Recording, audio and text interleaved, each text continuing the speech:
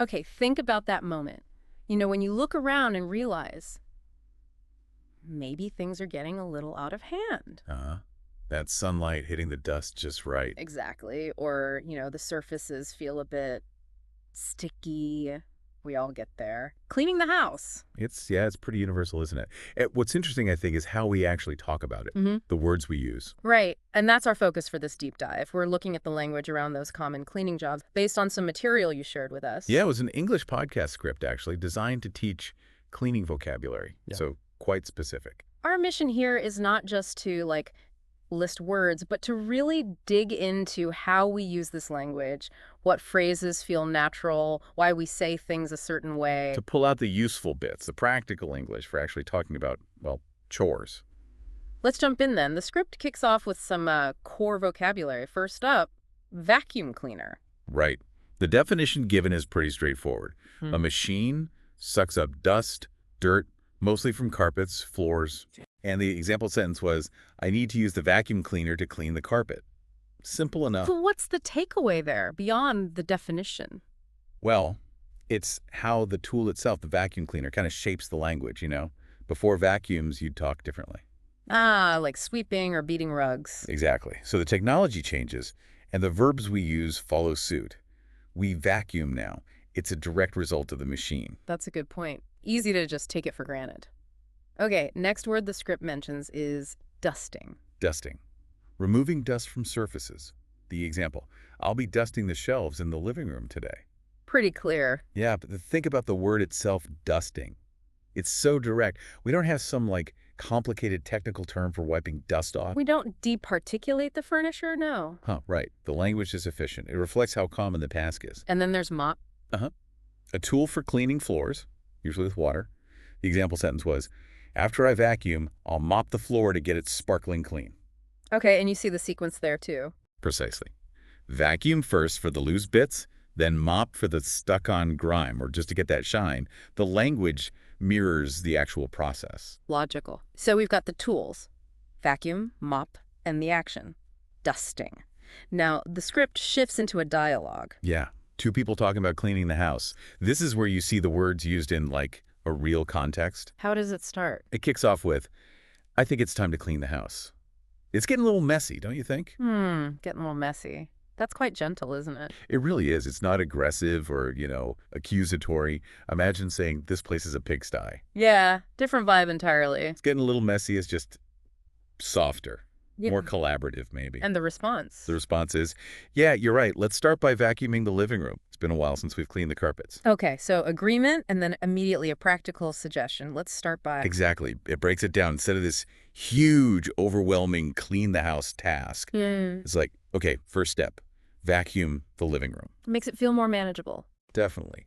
That linguistic strategy, just proposing a starting point, can make a big difference psychologically. The dialogue then goes on to mention other tasks, right? It does. Dusting furniture, wiping down windows, Yeah. mopping the kitchen floor, scrubbing the sink, cleaning mirrors. A fairly typical list of chores. And it kind of shows our priorities, doesn't it? Floors, surfaces you see or use a lot, the kitchen, the bathroom sink, areas that get visibly dirty. Yeah, high traffic or high use spots. The language implicitly focuses on those areas. Now, the script apparently made a point about that phrase, let's start by vacuuming. What was the significance? It's about initiating action. It's a common structure for suggesting a plan. Let's begin with. Or how about we tackle? Okay. And it just helps organize the effort, gets everyone on the same page about what happens first. And it also mentioned the verb scrub, specifically in I'll scrub the sink. Ah, yes. Scrub. There's more effort in scrub than just wipe, isn't there? Absolutely. Scrubbing implies force, friction, getting rid of something stubborn. You picture someone really getting in there. Right. You wouldn't usually scrub a mirror, you'd wipe or clean it. Exactly.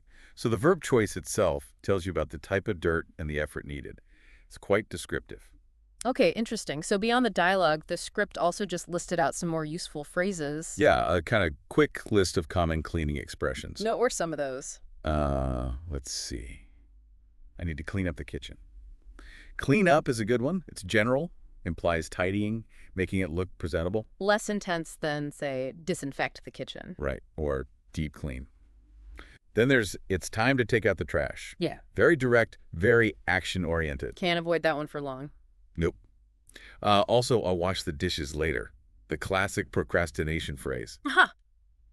We've all said that. It shows how we schedule these things, or, well, postpone them. Later is the key word. What else? Can you help me sweep the floor? That's important, asking for help, making it collaborative. Essential for bigger jobs. Or any job, really. It's true. Let's sanitize the bathroom. This one's interesting because sanitize specifically means using a disinfectant killing germs. And that word sanitize has definitely become more common parlance recently. Absolutely. It reflects a heightened awareness of hygiene. Very topical. Any others on that list? Let's see. The floor is so dusty, I need to clean it. Simple cause and effect. You see the problem, you state the action needed. Straightforward. And combining tasks. I'll vacuum the hallway and mop the floors. Again, linking actions to specific areas. That's a common pairing, vacuuming and mopping. It is. Then, we should do a deep clean this weekend. We mentioned deep clean. The script explains it means a really thorough job, not just the surface stuff. Ah, yes, the big one. Takes more time and energy. That's the idea it conveys. And finally, we're going to wipe down the counters. Wiping down usually quick, with a cloth, just refreshing a surface. Maintenance. Okay, so a really practical set of phrases covering different levels of cleaning in different situations. Yeah, quite comprehensive. And the script finished by going back to that initial dialogue. It did, yeah. The idea being, now that you've seen the individual words and phrases, you can hear them again in context, see how they fit together in a normal conversation. So it reinforces the learning. Exactly. Bridges the gap between just knowing a word and knowing how to use it naturally. So wrapping up this deep dive into cleaning talk, what stands out most to you?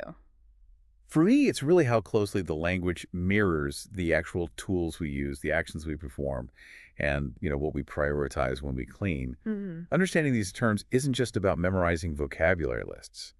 It's about getting the practicalities, even the sort of social side, of keeping a place tidy, as expressed in English. Yeah, it shows that even everyday topics like cleaning have their own specific language, their own nuances. Definitely. Those subtle differences, like between scrub and wipe or cleanup versus deep clean, they carry real meaning about effort and intention. Right. Becoming aware of that helps you understand better and will speak more clearly about it. So a key takeaway for you, listening, might be, if you want to get more comfortable talking about chores in English, really pay attention to these phrases. Yeah, maybe even try using them consciously next time you're, tackling the dust bunnies or wiping the counter. Connect the language to the action. Absolutely. That's often the best way to make it stick. Learning by doing and by talking about what you're doing. It does make you think, though. We've sort of wiped down the surface of cleaning language here. Would you be interested in us digging deeper? Maybe into the language for different kinds of mess? Or, I don't know, how different cultures talk about cleaning. Ooh, that could be interesting. Cultural differences. Let us know what you think. What related topics should we scrub up on next?